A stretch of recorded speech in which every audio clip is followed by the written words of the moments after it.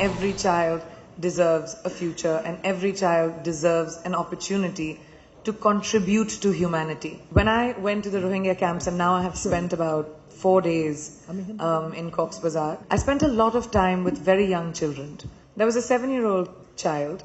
They were all sitting and drawing. So I went and asked, "Can I see some of your drawings?" So I picked up the drawing book and I was looking back at the drawings that he had done before.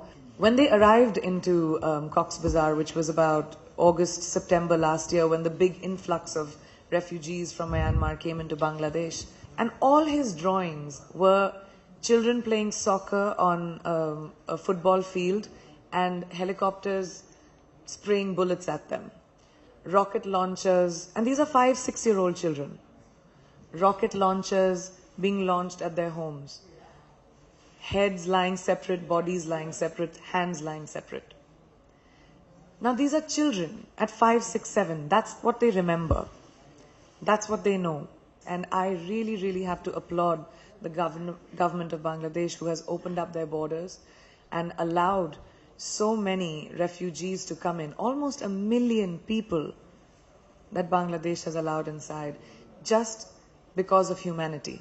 And now that I have been to 2 of the biggest refugee camps in the world, one which was in Jordan, where Syrian refugees lived for about 7 years now, and then now to the Rohingya camps in Cox's Bazar. The only thing I can see is a generation of children that will not have education, that will be illiterate, that will be vulnerable to violence, people putting guns in their hands instead of pens. What will happen to the world when there's a huge generation of children that become vulnerable to violence? The world is already in a precarious place. Look at the amount of violence that is happening around the world. Do we need any more hatred? Do we need any more of that? The message that I want to take from these camps is that refugee children are the world's responsibility, because they don't have anywhere to go. They don't have anything to call their own. But if we lose these children, then whatever happens to the world is on us. If something like this happened to our children, which is possible, countries are being bombed, people are being killed for no reason. If that happened to your children, will you want someone to help them? That's the same question. A child is a child. It doesn't matter where they come from, where they're going, what their parents did, what their religion is, which country they come from. A child is a child, and every child born onto this earth is the responsibility of the globe. Think about our future and the future of our children through the eyes of these kids. They have nothing. This is not the choice of the kids. Nothing is the choice of the children.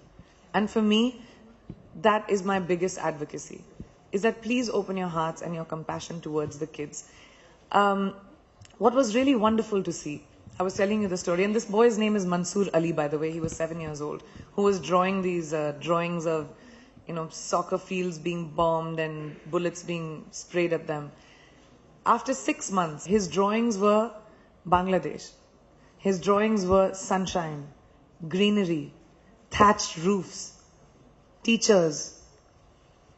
And that just happened in 6 months because there was humanity shown to them.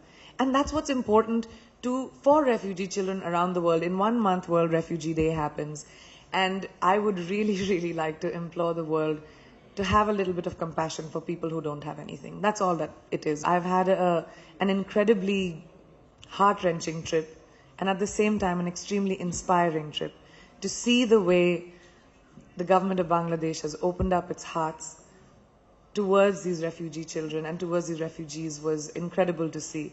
The spirit of these young children, how strong they are, how tough they are, how much fun they have with me. We played lots of games. I had tea made by the children. I was dancing with them. I witnessed one of the classes. I played with them.